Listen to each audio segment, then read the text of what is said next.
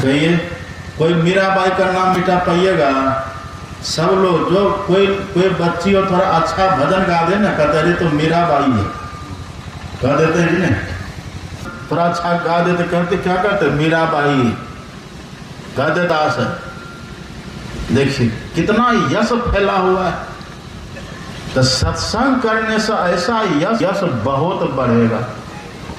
अभी देखते हम लोग कहीं जाते हैं ना, तो लोग कहते हो ये वही बाबा है जिनको हम यूट्यूब में देखते हैं। अभी सुने ना, हमारे परमानंद बाबू कह रहे थे इनका प्रवचन हम यूट्यूब में बहुत सुनते हैं, कह देते हैं ना। जब आए तो क्या कहते, ये वही बाबा है, कह देते हैं कि नहीं? इसी तरह से जब देह छोड़ करके स्वर्ग जाइएगा तो वहाँ देवता लोग कहेंगे अरे ये वही सत्संगी है, देखो ये फलानी जगह पर बैठ के सत्संग कर रहे थे। कौन गाँव है ये? बड़ी कल्याणी। बड़ी कल्याणी की धरती पर यही बैठ करके सत्संग सुन रहे थे। अब देवी देवता सब देखते हैं, हम लोग भले देवी देवता को नहीं देखते, लेकिन वो देखते हैं कि नहीं? वो देखते हैं। अभी यहाँ पर हम बोल रहे हैं और दूर दूर के लोग देखिए सब देख रहे होंगे, अभी लाइव चल रहा है ना, कहाँ कहाँ से लोग पूरे दुनिया में कहाँ कहाँ के लोग देखते होंगे। हम सबको नहीं देख, लेकिन वो सब देख रहे हैं कि नहीं? वो सबको दिखाई दे रहा है। और जब उधर हम सब जाते तब कहते हैं यही बाबा है जो वहाँ पर प्रवचन कर रहे थे, ऐसा कह देते हैं ना। ऐसे ही देवी देवता भी सब देखते रहते हैं कि देखो फलाना बैठा हुआ है, फलाना बैठा हुआ है। और देवी देवता अंतर्जामी भी होते हैं, जानते हैं ना हम लोग। वो अंतर्जामी होते हैं, मन की बात को जानते हैं, हमारी बुद्धि की बात को जानते हैं, वो सब कुछ जानते हैं।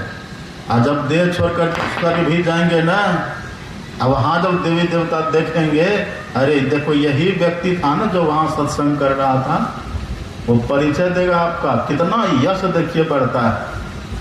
अब परमात्मा की तो बात ही छोड़िए, संत सदगुरु महाराज की तो बात ही छोड़िए। संत सदगुरु महाराज जी परमात्मा दो अलग अलग है। अलग अलग आपको लग रहा है?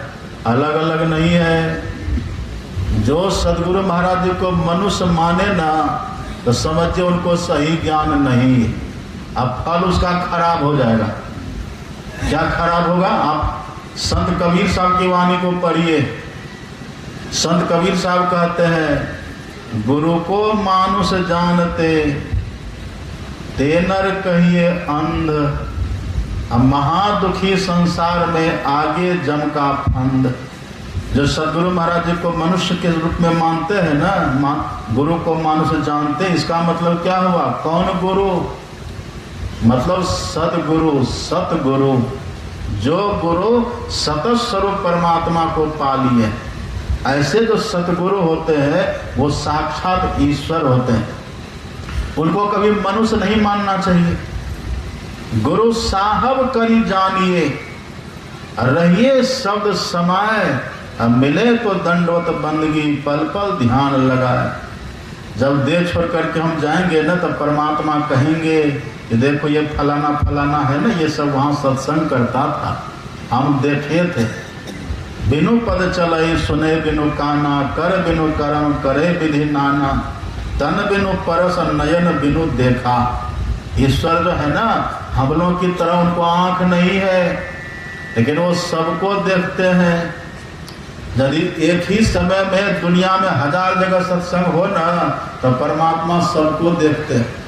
यदि हजारों जगह पर करोड़ों व्यक्ति सत्संग सुन रहा हो, करोड़ों व्यक्ति की खबर रहती है परमात्मा के पास। अब वहाँ उलट फेर होता है, वहाँ ईश्वर के दरबार में भूल भलैया होता है, वहाँ भूल भ्रम होता है। वहाँ ये नहीं कि फलाने की जगह फलाने का नाम आ जाएगा, ऐसा नहीं। जो सत्संग में रहेंगे उन्हीं को देखेंगे। जो जो करते हैं भगवान सबको देखते हैं। इसलिए तुलसीदास जी कहते हैं सत्संग करने से इतना यश बढ़ेगा कि परमात्मा तक आपका यश चला जाता है। परमात्मा भी देखते कि फलाना देखो ये सत्संग कर रहा है, ये ईश्वर भी देखते हैं। इसलिए सत्संग से बहुत यश बढ़ता है। भगवान बुद्ध तो कहते थे ये जो हम लोग फूल लगाते हैं ना, गेंदा का फूल, अड़हुल का फूल, गुलाब का फूल, ये सब जो फूल लगाते हैं, इस फूलों में जो खुशबू होती है ना फूलों में, सुगंधी होती है फूलों में, ये जो फूलों की खुशबू होती है ना, ये तो हवा के अनुकूल दिशा में जाती है। पूर्वैया हवा बहेगी तो पश्चिम दिशा में इसकी खुशबू जाएगी, अब पश्चिमिया हवा बहेगी तो पूर्व दिशा में इसकी खुशबू जाएगी। लेकिन जो सत्संग करते हैं ना, उनकी खुशबू हवा के अनुकूल भी, हवा के प्रतिकूल भी, 10 दिशाओं में उनकी खुशबू फैलती है। देखिए कितना इसका लाभ है। पर सत्संग करेंगे तब ना, सत्संग करेंगे प्रसन्न होकर के तब, और सत्संग भी करेंगे घड़ी भी देखेंगे भंडारा बना के नहीं, तब गड़बड़ हो जाएगा। सत्संग भी करेंगे, और आजकल जानते हैं लोग सत्संग को भी दूषित कर देते हैं लोग। कुछ लोग ऐसे सत्संग में भी आ जाते हैं, आते हैं सत्संग में लेकिन चोरी कर लेते हैं, किन्हीं का चैन छीन लेते हैं, किन्हीं के चप्पल लेकर अपना टूटा फूटा चप्पल जैसे तैसे पहन करके आते हैं, और जहाँ चप्पलों का झुंड रहता है ना, वहीं चप्पल खोलता अपना टूटा पुराना चप्पल टूटा फूटा।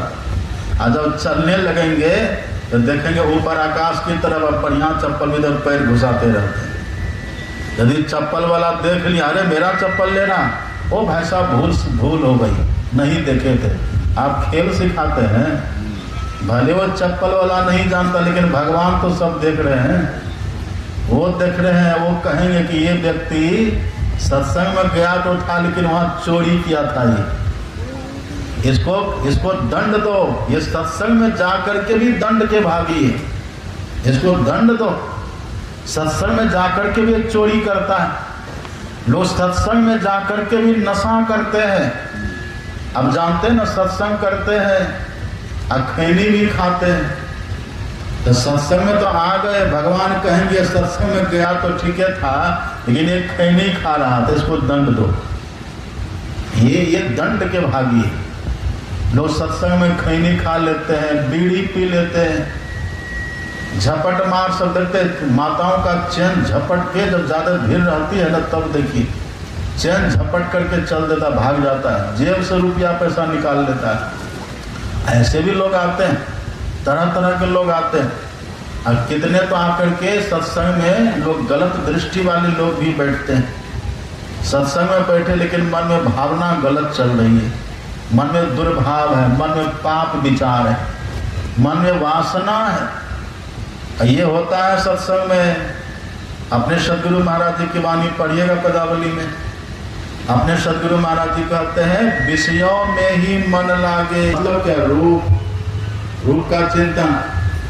एक जगह हम जाते उधर बिहार में मधेपुरा जिला में, जब जाते हैं ना सत्संग करने के लिए, कहीं भी जाएंगे उस जिला में, उधर एक उधर है सेंट वाले बाबा, सत्संगी है अपना, वो तरह तरह का सेंट रखता है। तो जहां भी हम जाएंगे तो सेंट लेकर के आते हैं, और सेंट छिड़कते रहते हैं। वो हमको तो हम बैठा देंगे, अब पहले माला पहना देते हैं, अब माला पहना करके कई तरह का सेंट लेकर के आते, छिड़कते हैं हमको। हम कितनों मना करेंगे, नहीं मानते हैं, खूब सेंट छिड़कते हैं। हमको कुछ नाक में पता ही नहीं चलता है, नाक मेरी खराब है, हमको पता ही नहीं चलता, उस सेंट छिड़कते रहते हैं। तो देखिए सेंट मतलब क्या, गंध विषय की पकड़ हो जाती है लोगों की। सत्संग में है, एक ही उद्देश्य हमारा होना चाहिए। क्या उद्देश्य होना चाहिए सत्संग में? एक ही उद्देश्य होना चाहिए, सत्संग करना। देखिए तुलसी साहब की वाणी कितना बढ़िया, सत्संग करना मन तोड़। मन तोड़ का मतलब, तोड़ मतलब क्या, तोड़ करके, हटा करके, मन को हटा करके। किधर से? बाहर से। बाहर के चिंतन से भी मन को हटाइए, और नींद से भी मन को हटाइए। मन न तो हमारा नींद में जाए, न तो बाहर के चिंतन में जाए, न तो बाहर के विषय चिंतन में जाए, न तो किसी और तरह की बातें मन में आवे। इधर से मन को हटा लीजिए, नींद से बचिए। अब तब क्या करिए? देखिए तुलसी साहब कितना अच्छा कहते हैं, सत्संग करना कैसे? मन तोड़, मन को तोड़ करके। तो मन को लगाइए कहाँ? शरण संतन की। संत महात्मा जो रहते हैं ना, जो सत्संग हमको सुनाते, मन को वहां रखिए, मन को उधर लगा करके रखिए। मतलब क्या हुआ? आंख से उधर देखिए, कान से उधर का सुनिए, अब मन को भी उधर लगा करके रखिए। एक बात आप जानते हैं, आप कभी कल देखिएगा हल्ला बहुत होता है, लेकिन यदि कान के साथ मन जुड़ा हुआ नहीं रहेगा तो हल्ला आपको सुनाई पड़ता है, सुनाई पड़ता है। सत्संग में देखिए कितना जोर जोर से माइक लगा लगा करके बोलते प्रवचन करते हैं, और यदि श्रोता का मन नहीं हो सत्संग में तो कान सुन पाता है? नहीं सुन पाता। और कभी काल ये भी देखिएगा, व्यक्ति देखता है, आंख नजर है कहीं और ख्याल है कहीं, वो देख पाता है। सामने से कौन गुजर गया पता चलता है? पता नहीं चलता है। सब जानते हैं ना बात आप लोग। आप किसी को देखिए, नजर है वहां, अब मन कहीं और है, ख्याल क्यों है तो पता चलता है। सड़क पर किनारे कुर्सी पर बैठे हुए हैं, आंख खुली है, सड़क पर हम देख रहे हैं, इन ख्याल कहीं और है, कौन गया कौन आया पता चलता है। उधर से व्यक्ति आते कहते भाई साहब अभी इधर से मेरा भैया गया, देखे कहाँ हमको पता चला? आप तो यहीं पर बैठे थे, फिर पता क्यों नहीं चला? क्योंकि ध्यान आपका कहीं और था, मन आपका कहीं और था, ख्याल आपका कहीं और था। इसी तरह से संत तुलसी साहब कहते हैं, सत्संग करना मन तोड़, मन को दुनिया से तोड़ लीजिए, बाहर के ख्यालातों से मन को तोड़िए, बाहर के चिंतनों से मन को हटाइए, नींद से थोड़ा बचिए, एक टक देखिए वक्ता को, जो संत महापुरुष सुना रहे हो ना, उनको देखिए, उनको सुनिए, अब मन भी वहीं लगा करके रखिए। मन कैसे रहेगा? स्थिर मन कैसे रहेगा? एक बात आप जानते हैं ना, कार को यदि रोकना हो आपको तो उसमें ब्रेक रहता है ना। मोटरसाइकिल है, कार है, बसें हैं, ट्रक है, ट्रेन है, सब में ब्रेक रहता है ना, सब में ब्रेक है। अब घोड़ा में भी ब्रेक होता है। घोड़ा के ब्रेक को क्या कहते हैं? घोड़ा के ब्रेक को क्या कहते हैं? सब कोई जानते हैं। घोड़ा के ब्रेक को कहते हैं लगाम। क्या कहते हैं? घोड़ा के ब्रेक को कहते हैं लगाम। और बाकी सब में भी ब्रेक होता है। इसी तरह से मन का भी ब्रेक है, मन को ही ब्रेक लगा करके रखना होगा। आप कहेंगे मन का ब्रेक क्या है? आप पढ़िएगा संत दादू दयाल जी महाराज की वाणी।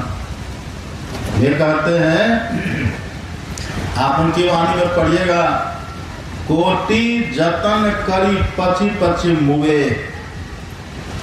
यह मन चहो दिशी जाए। ये मन चारों तरफ जाता है। कितनों मन को रोकिएगा, मन भागते रहेगा। कितनों दिमाग लगा करके रखिए मन को, मन रुकेगा नहीं। कब भाग जाएगा पता चलता आपको? पता भी लगता है। जातो नहीं जानियत, अब तो न दिशे कछो। ये मन कब भाग करके जाता बाहर पता चलता है। अब फिर मन कब लौट करके आता है ये भी पता नहीं चलता। बस बैठे रहते हैं, कब भाग जाता है। वही संत कहते हैं, कोटि जतन करी पची पची मुए, यह मन चाहो दिशी जाए। कैसे रुकेगा मन? कैसे रुकेगा मन? क्या छटपट कर रहे बीच में आकर के? आप कोई काम धंधा नहीं है? क्या कह रहे थे हम? क्या कह रहे थे? सुन रहे कि नहीं आप लोग? पंडाल में हैं कि नहीं? तन रहता पंडाल में, कभी काल मन उड़ जाता है। अब वही हम आपको सुना रहे हैं।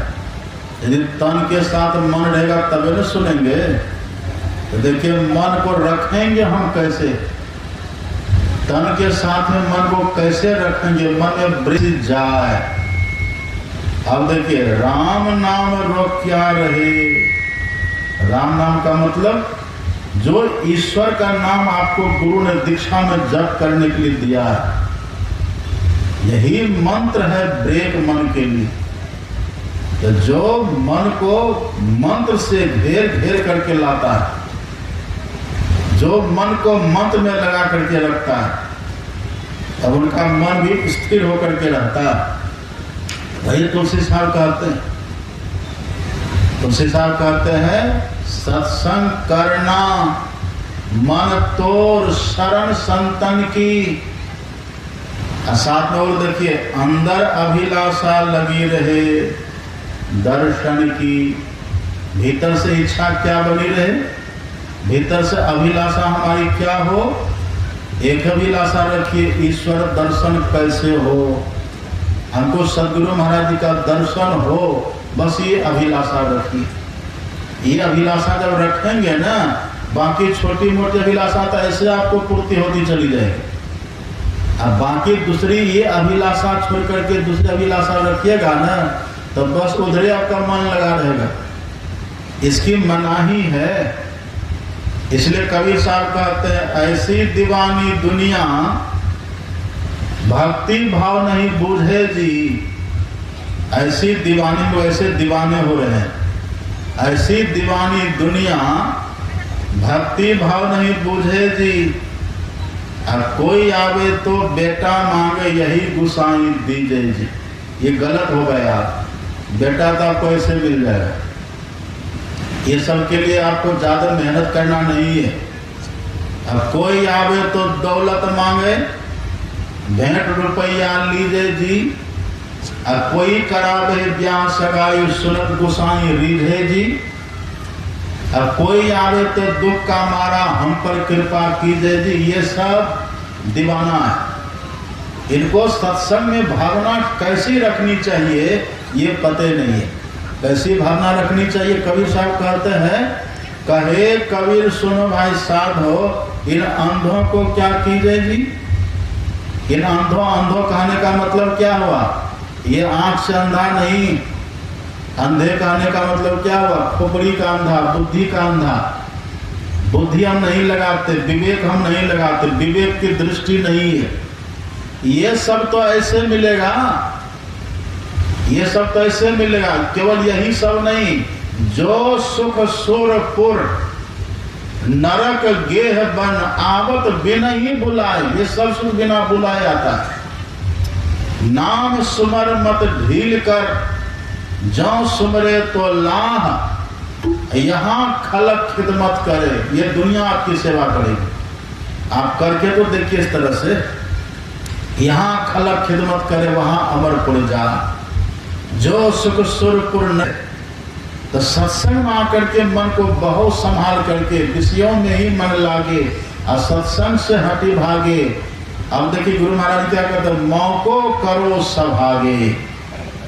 हमको सौभाग्यशाली बना दीजिए। सौभाग्यशाली कौन होते हैं, सत्संग में लगा दो, जिनका मन दुनिया के सभी पदार्थों को, वस्तुओं की चाहनाओं को छोड़ करके बस सत्संग में लगे और गुरु महाराज के दर्शन की बात करें मन में।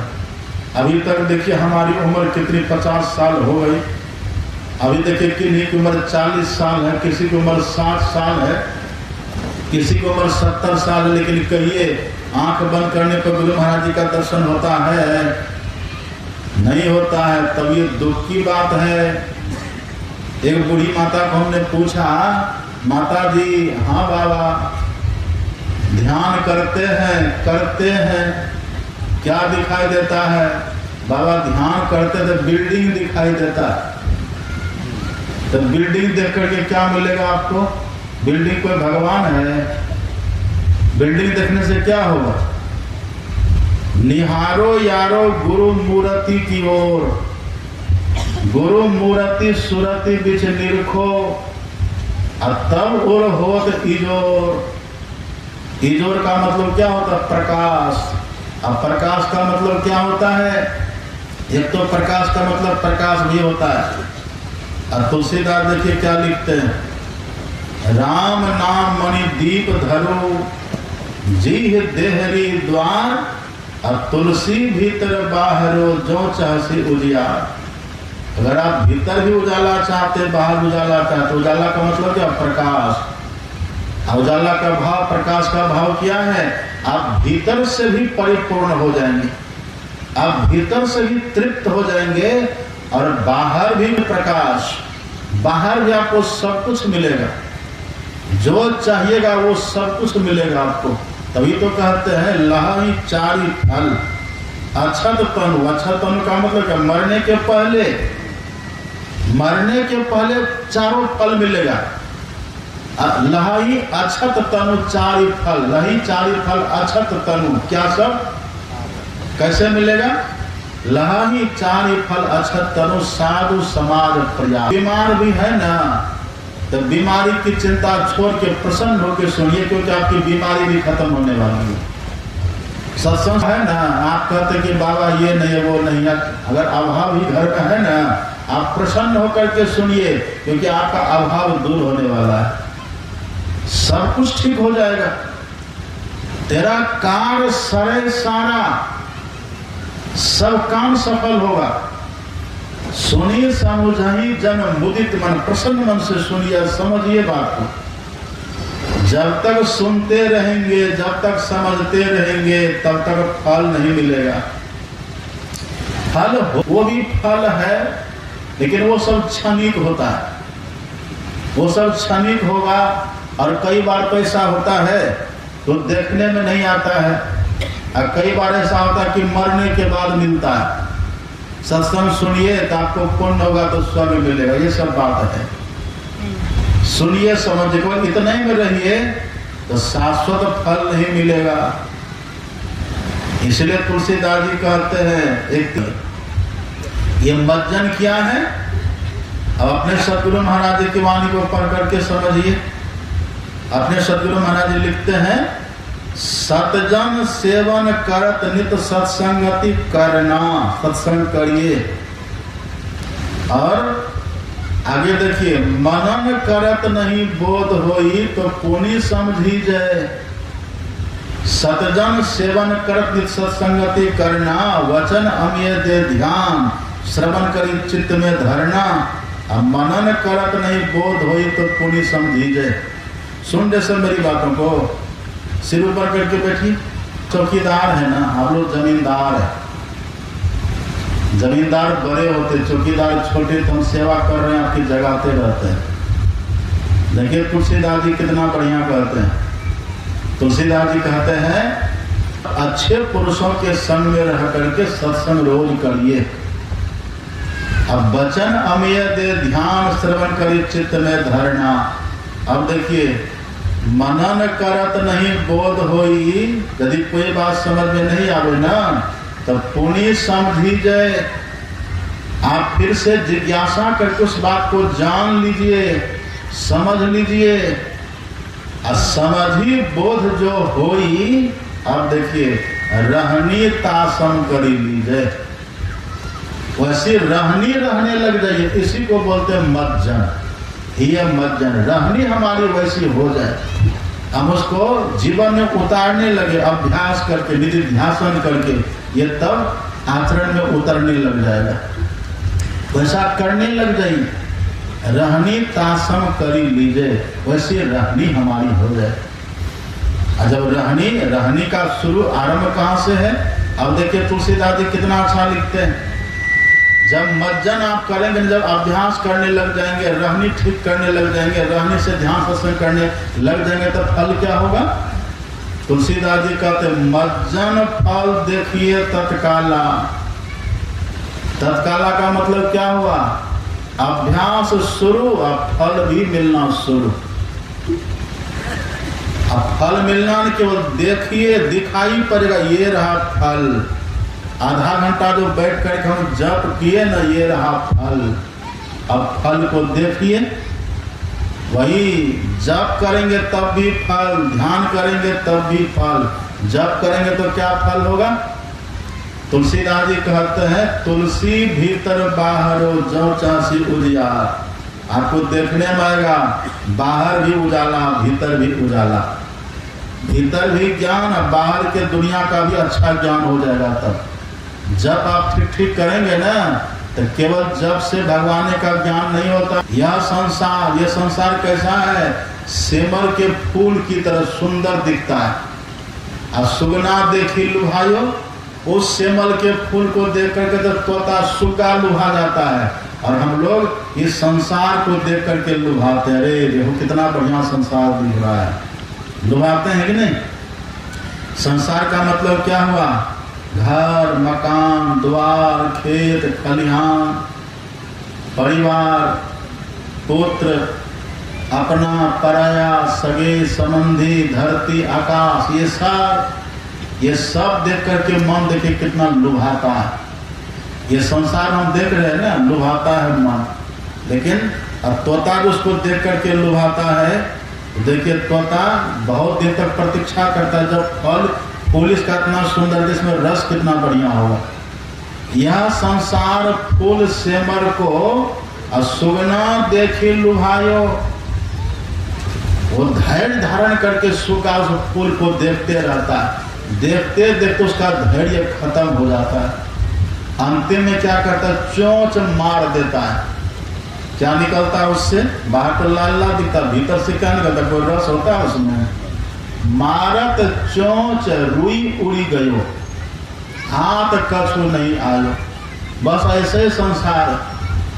यह संसार रमणीय महा, अनविचार रमणीय महा, संसार भयंकर भारी, सम संतोष दया विवेक ते व्यवहारी सुखकारी। आपको ये इधर भी प्रकाश फैलने लगेगा आपका, ये संसार के हकीकत का पता चलने लग जाएगा। अब भीतर में भी रस, भीतर भी प्रकाश, तुलसी भीतर बाहर प्रकाश। अब जितना ज्ञान प्रकाश इससे होगा ना, उससे ज्यादा ज्ञान प्रकाश होता है गुरु महाराज का ध्यान करने से। इसलिए कहते हैं गुरु मूर्ति सुरति बिच निरखो, फल क्या होगा? तब उर होत इजोर। इजोर का मतलब क्या हुआ? माचिस का इजोर। इजोर मतलब क्या? बीड़ी का इजोर। उर होत इजोर, अपने भीतर में इजोर प्रकाश होगा।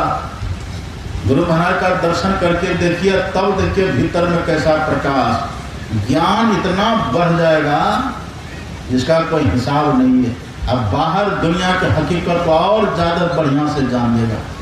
और जिनको गुरु महाराज जी का दर्शन ठीक से भीतर में हो जाए ना, प्रथम ही धारो गुरु को ध्यान, हो श्रुति निर्मल। क्या होगा? हो बिंदु ज्ञान। अब बिंदु का दर्शन, बिंदु का दर्शन का मतलब इस स्थूल संसार के अंत को पा लीजिएगा आप। इसका अंत आपको मिल जाएगा। फिर वहां से सूक्ष्म संसार है, और सूक्ष्म संसार है प्रकाशमय। उधर वो संसार में चले जाएंगे, कितना लाभ है। अब उसके बाद है शब्द का संसार, और उसके बाद है परमात्मा। यही वेद भगवान कहते हैं कि सबसे पहले आप सत्संग करिए, तब देखिएगा आपको मानस योग भी होगा, अंतिम में परमात्मा का ज्ञान हो जाएगा। अब दुनिया का भी सच्चा ज्ञान। तो ये जो कहते हैं ना, वेद भगवान उपदेश करते हैं कि हे मनुष्यो, जगत प्रसव कर्ता ईश्वर का तत्व ज्ञान। इसका मतलब है ईश्वर का तत्व ज्ञान। और दूसरा भाव, जगत का भी ज्ञान और प्रसव का भी ज्ञान और कर्ता का भी ज्ञान और ईश्वर का भी ज्ञान। सब ज्ञान एक साथ आपको होने लग जाएगा। ये कितना दिव्य ज्ञान है। एक ही बार कहेंगे तो सब तक काम बनेगा। भूखे भजन न होई गोपाला, ले लो अपनी कंठी माला। 10 में बस हो जाना चाहिए।